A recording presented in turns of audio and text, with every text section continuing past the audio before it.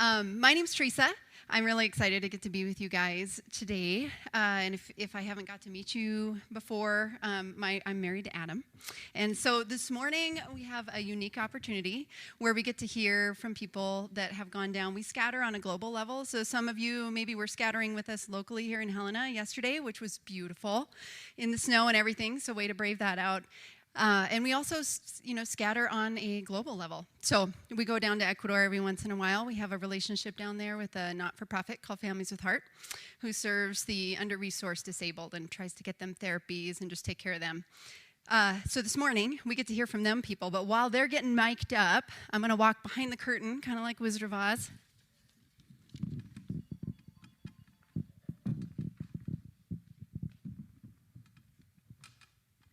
All right, and I just wanted to share so that everyone here, whether you feel like, oh, great, today's the day I ventured in the snow and now I'm hearing about something I don't really care about, there is a level of this morning I would encourage and maybe give an opportunity that you would open up to as far as personal application, personal gain, okay?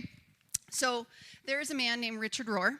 He is a Franciscan priest, and I love an example that he gives.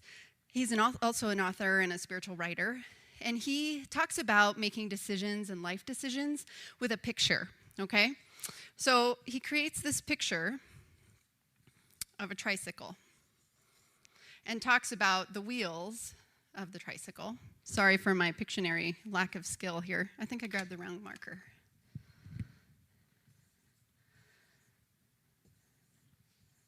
So we got 3 wheels on our tricycle, right? I just got to check. Is everybody breathing? Everybody take one big breath in, please. Okay, thanks, because it was so silent while I was drawing this. I was like, I think they've all passed out. I'm not sure. Nobody was guessing, Nobody was like, hey, it's a tree, That like Pictionary. Okay. Anyhow, the example he's giving is these back wheels propel you forward, right? They're all about moving you forward. And he talks about tradition, or perhaps your family, how you're raised, being one of the back wheels that's propelling you forward. And another back wheel would be the text, or the Bible, or your beliefs, like your inner, your intelligence level, your knowledge level that's propelling you forward for why you do what you do. And then he talks about this front wheel. If you think about it, when you're riding a tricycle, that front wheel decides where you're going, right? It's determining your direction. And what he gives to this front wheel is experience. So even though we value and need our tradition and our beliefs and the text, really what ultimately influences us is the front wheel, right? Our life experiences.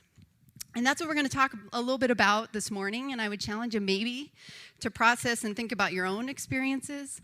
And we get to hear from people who traveled on an international level to serve so that they could have an experience that would propel them and help steer their life. So one of my most favorite verses, because if you're looking for a way or a theme to study in the Bible, I'd challenge you.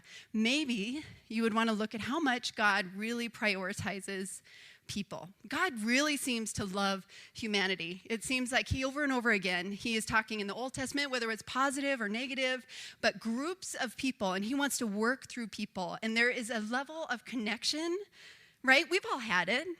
Think about a time when you've looked at somebody and there's like this eye contact, or this moment of breathing or personal touch that you can't really explain, right? There's something beyond the robot of the human body in front of you. There's a connection being made. Perhaps you'd call it spiritual, but over and over and over again, it seems like God loves humans and grants us the gift of connecting together and experiencing him with that. So I just want to read to you real quick Ephesians 1:16. And this is something I pray over my family all the time, my boys and my family, and I pray over us as Narrate, that we would get to experience connections and humanity and spirituality through that. So I've not stopped giving thanks for you, all of you guys, remembering you in my prayers. I keep asking that the God of our Lord Jesus Christ, the glorious Father, may give you a spirit of wisdom and revelation so that you may know him better. And I pray that the eyes of your heart and my heart will be enlightened in order that you may know the hope to which he has called you and the riches of his glorious inheritance in his holy people, that there's a richness about people and humanity and connecting with other people. So this morning, we're going to connect with some other people, and we get to do that uniquely. So I'll introduce first, the first three people. We have Bob. We got two Bobs on our stage here. So Marla Gates' husband, Bob, is coming out. They're going to bring their wicker chairs. And one of the things about Bob that I really love is he's a man who will work hard and do anything and have fun. He's very present. So on the trip that we took in 2018, he was our expert welder, which was a big deal because that just saved us hugely on the construction of the house. And he also knew how to have fun. So there's Bob. He's caught a great big, what is that thing? Do you know, Bob? I think it was a locust. All right. He's also a biologist on the side. No. And then you got to bring with you your daughter, Anna. So Anna's going to come out, and she'll bring her chair. And Anna was like our expert, I don't even know, masonry. She was a masonrist. I don't know, is that the right word? But she worked on, every time you saw her, she was working on the wall. And she paid attention to the smallest details. And the head contractor, the maestro, he always loved her work. He was like, here, you come and do this part. No, you show, and she would even like show other people how to do it right? Because we were making good work. So that's Bob's daughter, Anna. And then we have Ginny. Ginny was our local photographer, but she also worked her tail off. I just don't have any pictures of that up here, but I have plenty I can show you if you don't believe me. Ginny's awesome. All the pictures, most of the pictures that you see up here are her work. So if you ever want to make use of her skills, she's got some beautiful photography skills. And I loved with her, Theresa, would you go back to that last one? The time before, the one on the van. So 2 pictures back. One more. That one. So if you look, Ginny is like, I love life. Let's just get out here. We're riding in the back of a truck, and the wind's in our hair. And so she just brought so much life to our group. And then lastly but not least, we have our second Bob Calkins, and he was also playing bass up here. He went on our group from 2016, and if you remember, in Ecuador, they had a huge earthquake, massive. That destroyed, in fact, the whole sinkhole of a community got sunken in. And so we got to go and serve on the coast at Pedernales and serve that community there. And we built some bathrooms, and one of the things that I love about Bob is he connected with every generation. He connected with the young people, because we had like high schoolers and middle schoolers on the trip, and he connected with the older people. And him and his wife, Carol, they sponsor Nieve through Families with Heart, and that was one of the fun, special memories for me. Anytime we get to connect someone who is a sponsor in person, it's really a touching moment. So anyway, this is our crew, so we'll take our seats and get started. Thanks, you guys, very much for being a part of things, being vulnerable, being up here and sharing. You guys are great. So we're going to go through 4 questions this morning, and the first question is really, what drew you to global scattering? I was interested since late teens, I suppose, but didn't actually go on a mission trip until 2001. And then I did a number with a youth group and a number of trips. But I really wanted to do one with Narrate, and so this came up, and it was kind of like, well, it's about time we got a, scattering trip. Let's, sign me up. So it's like, no question, you were just down deep. When is this happening? Okay, I'm in. It's warmer there. Oh, the secret motivation came out. I think for me, I've always kind of had a love of traveling, and I struggled to kind of find a way that would serve the Lord other than just, for my pleasure. And so I was excited. I felt like this was the moment when it was not just self-serving, that it would be something that would be for God's kingdom. But I just deeply love to travel and see new places and find joy in the moment and in the different cultures. I love everybody's different stories. Every time I see a person, like I'm a big people watcher, I love to just sit and imagine, what's that person's life like? And to be able to interact with a random person, especially from another culture, and just kind of have that one little tiny moment of connection is just so cool. Yeah, for me, I've always admired people that have gone to other countries and served people. I think that's just such a genuine way to show God's love. And so I thought that that would be an incredible experience and a great way to experience another culture and understand what other people's lives are like outside of my own little bubble. That's music to my ears, because that was kind of my motivation, just to experience another culture outside our United States. And we were so blessed. Myself personally, in the military for 22 years, got to bounce around and see dozens of countries and different cultures, and the kiddos were just at home, didn't get to experience that other than some little trinket that I brought back from Saudi Arabia or somewhere. And so I was just really excited for our kids to be able to experience a culture outside our little American bubble. Awesome. So all kind of random reasons and all somewhat similar and the same, right? That's great.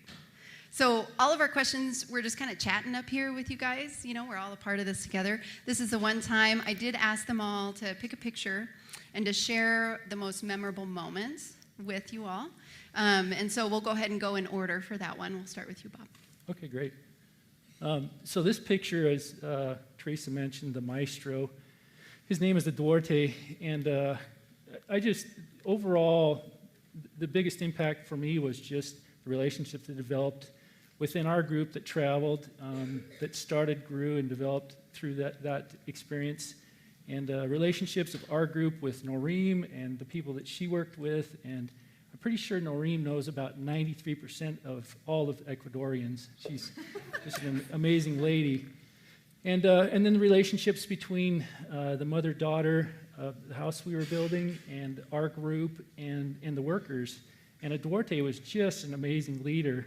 And this picture is my lovely bride was finally able to communicate that Duarte needed that hammer. And so, through pointy-talkie and some broken language barriers that we were able to work through, it was a big success in so many ways. And I was just so amazed with what we could do with what we had just in a week. And just his leadership was phenomenal. And I was able to communicate that through Noreen toward the end of the trip that, I just respected. I'd worked with so many leaders throughout the military and other places, how phenomenal he was with what he did with a ragtag group of workers and able to communicate what he needed and see him as a parent and just an amazing leader. So I really, really appreciated that. That is so true. I'm really glad you brought that up because I forgot how good of a leader he was. And he was willing to work with us. He didn't stand there and expect someone to interpret. He just got in there and grabbed you and showed things. He threw language out the window. He's like, who needs that? He was very patient, though, with our language barrier. Yes. Like, I just remember so many times it was like, he's, maleta, maleta, aquí, and we're going, I don't know what a key is. I don't know. Yeah, so there was just so many times when I was like, I just need like a cheat sheet of what the word for hammer and nail and wood and all those things is. But he was just so patient and very animated, but very patient in just getting us to do exactly how he wanted it. And he took pride in his craftsmanship, too. Mm-hmm. This was not your high-end custom home, but every little last seam and cinder block, he was inspecting them and making sure they fit just right. And he held us to a high standard, too, so that was great. Mm-hmm.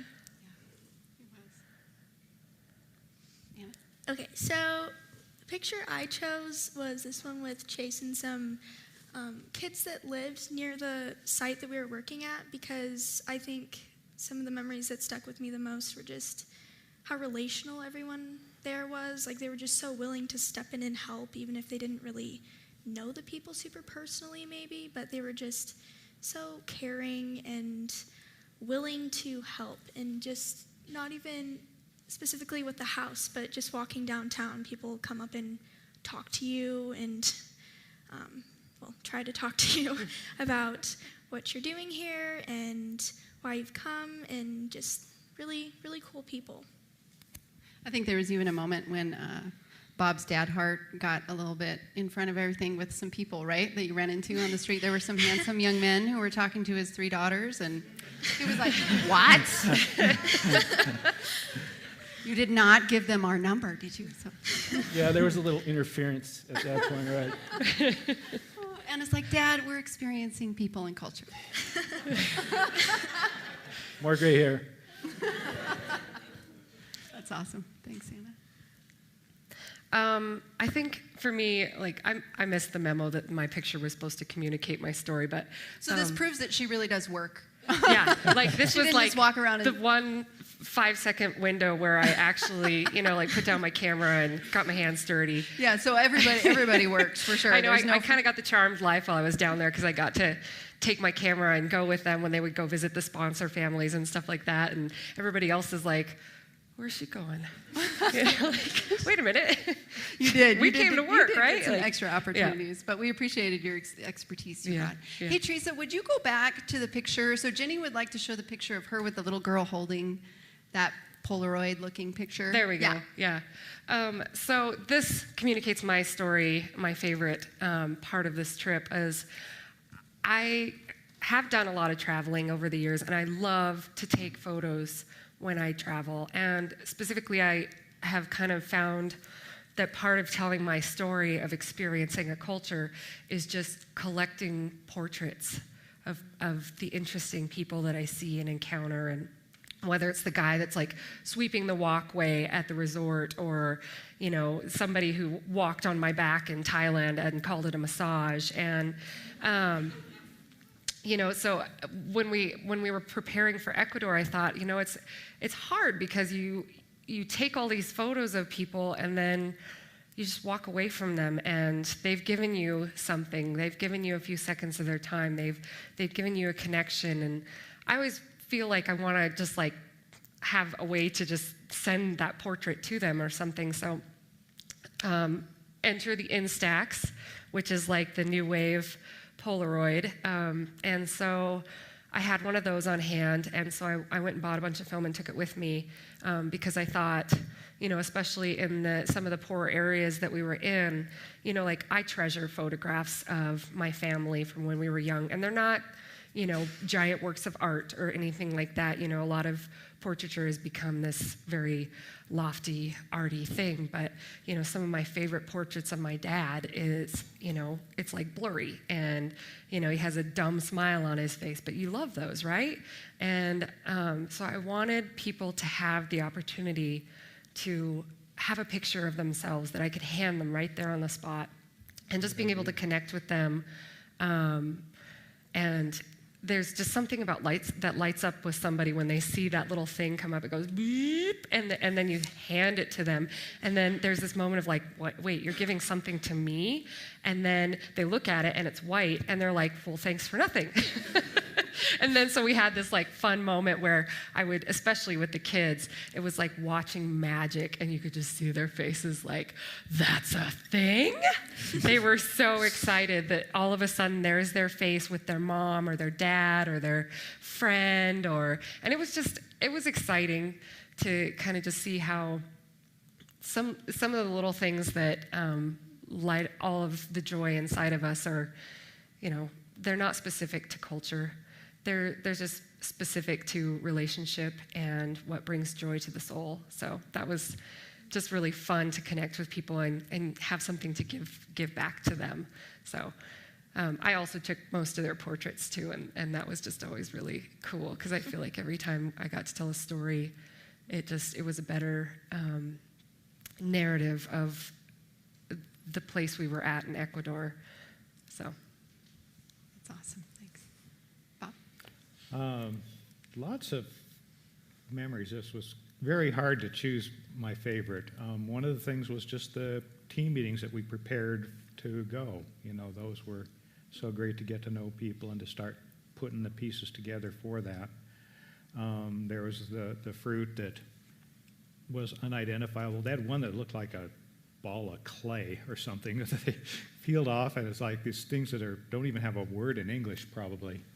But I picked the dog. We had probably a couple suitcases more worth of toys and stuff to take down there, but we held this one dog out, and this dog was our travel companion through the airports, and Oh yeah, there's so many pictures. I wish we could just show you a slideshow of the whole trip, because they speak a million. But there's like a picture of you eating a donut hamburger with the dog oh yeah, at the airport.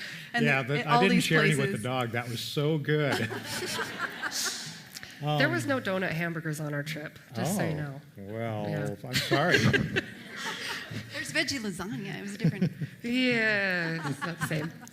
So we've got the dog, just looking over the ocean as we're on our way to get to the location. And then the dog was around with us for a while before the day that we actually handed out toys to the kids.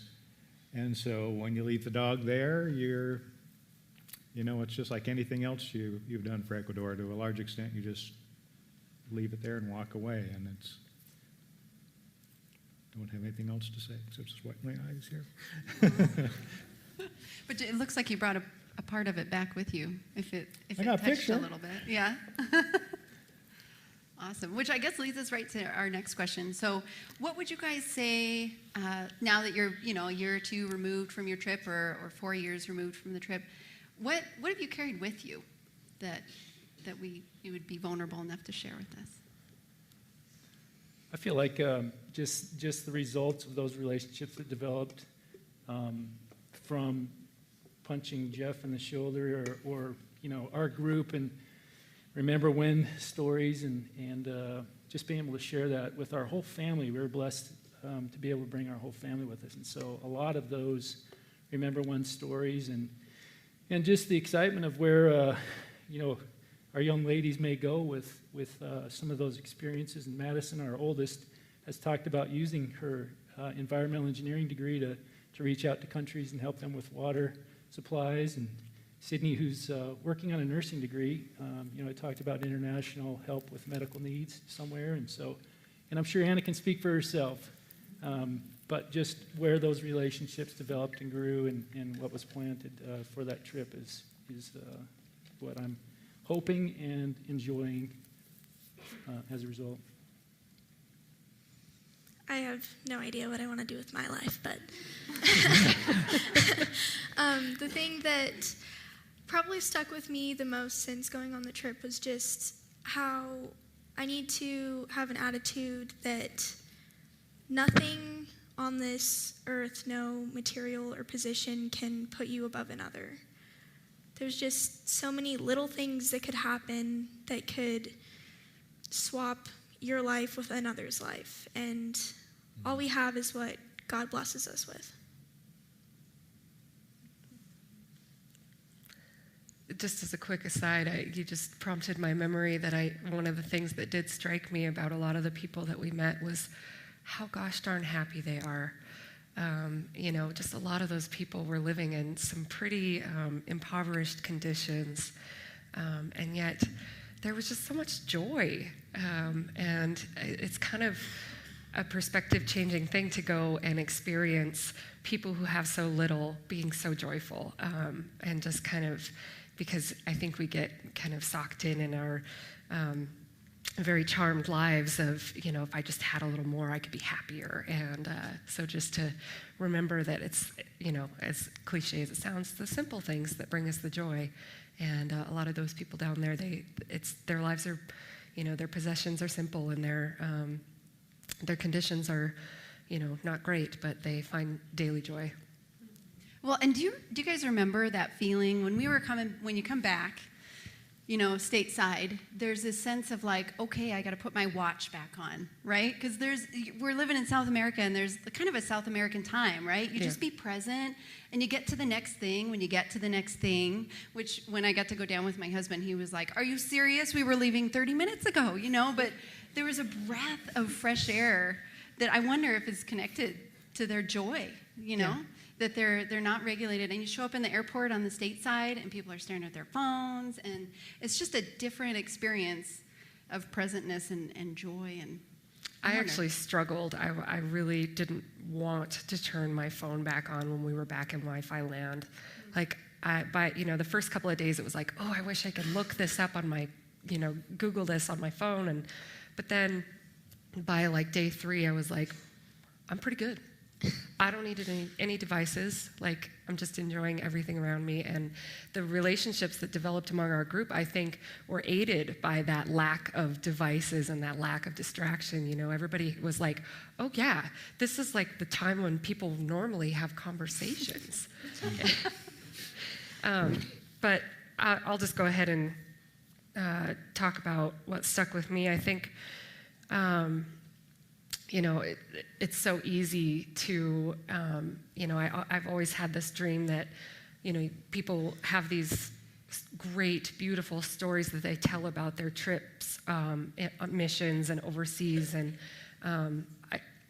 you know, Theresa does pretty good in terms of like documenting everything, but I've listened to stories before where people are just gushing about their experience on missions trips, and they have like 0 pictures. And I just always thought, if I could just go, I want to tell everybody's story. And so I think I walked into this trip thinking, I have something to give. I'm here to contribute, which in a way, you know, was kind of a self-serving sort of, you know, I was kind of looking at it of the perspective, God has given me this gift and these resources that I'm going to go and I'm going to serve and I'm going to bless. But what stuck with me from the trip was how much I didn't know I needed on that trip, and how much was poured back into me in relationship with the people I was around, and just my relationship with God. You know, I think that he really just poured a lot into me, and that caught me off guard because I just thought, I'm good, I'm just here to give, and, you know, but just the depth of joy and the change in perspective, the relief from my daily anxieties, all of that played into just feeling very fulfilled and realizing how very much I needed everything that happened on that trip.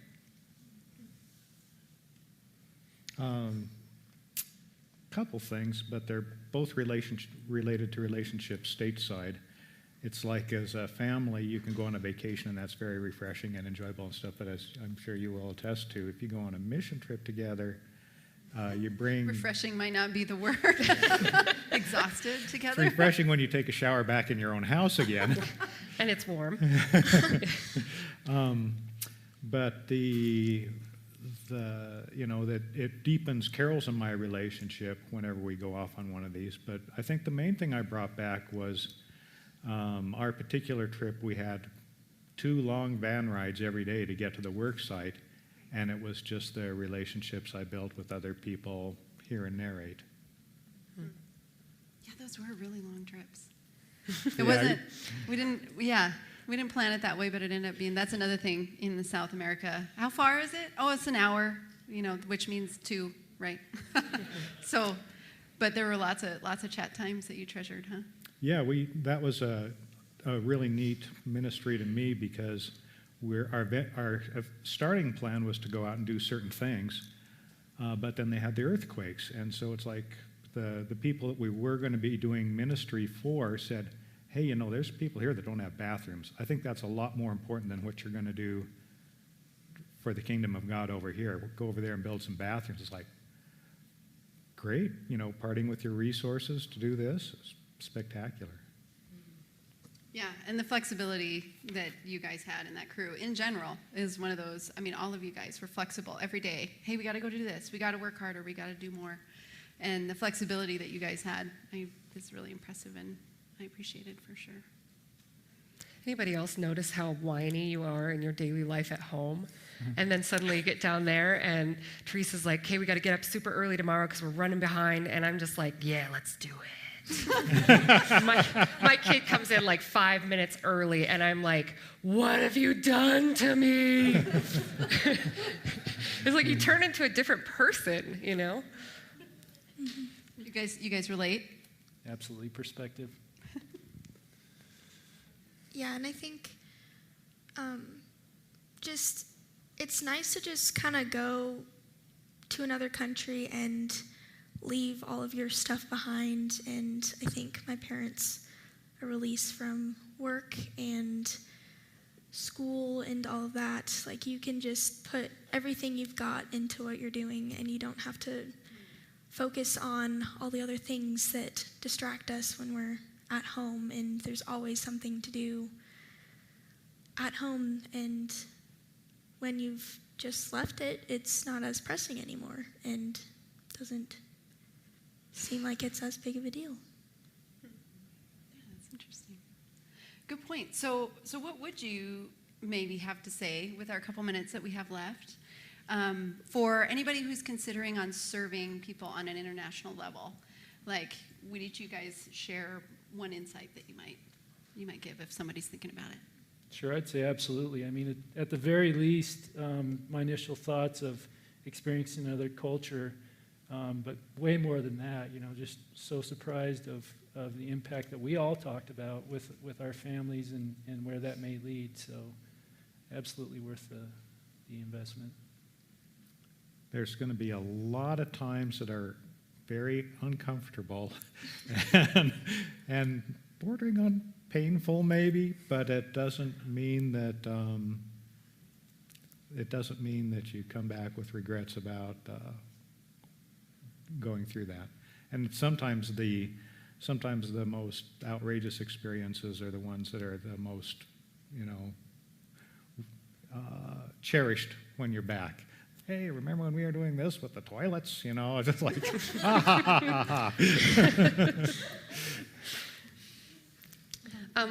Some real honesty right there. Yeah, right. I think for me, one of the truths that I've sort of gleaned about the way that God operates in our lives is if we just stay in our little bubble, if we stay in our daily routine and choose not to ever take any risks, there's no space to move forward. We've created this tiny little circle that exists right around us, and kind of throwing yourself into these other situations and taking risks allows God to mold you and change you and help you see things in a different way. And having said, the scary word risk, I didn't feel like this was a particularly risky trip in terms of Theresa and Noreen. Both really took care of us, and they did all the planning and the logistics, which is like the part that I get all anxious about usually when I'm traveling on my own. And so it was just like I just sat back and I did what I was told, and it was magical. It was. Thanks, that's sweet. I thought it was magical. Yeah, magical sums it up. Yeah, I definitely say if you're able, you should go. I was 12 when I went, and I'm not like the most strong or resourceful person, but you're definitely used where you're at, and you can impact people in so many different ways. So I think it's great. It's really spiritually refreshing too. That's awesome. Well, sure appreciate you guys being up here and allowing all of us in this room to get to learn and experience with you a little bit of your trip, and appreciate your time and your vulnerability with that. And if you guys are interested, so we are going to have a meeting. We're going to go and do another trip in 2020, August, and we'll have a meeting at 326 Fuller next Sunday after church at 1 p.m. And that meeting will have all the information you would ever want to know, how much and what the dates are and what we're going to do. And so I encourage you, even if you're just a smidge interested, to come to that. And if you're unable to, then come grab me, and I'm happy to meet with you individually and just kind of share what to expect if you'd like to serve with us down in Ecuador. And as far as today, right? After getting to be together with these people, I just feel like I want to sit and chat all day, which some of you guys are like, let's stop talking and do something.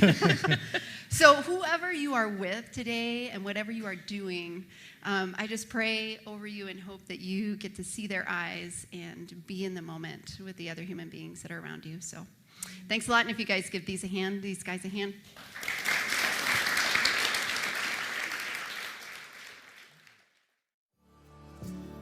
If you would like to engage further with Narrate Church, you can find contact information online, www.narratechurch.org. We would love to hear from you.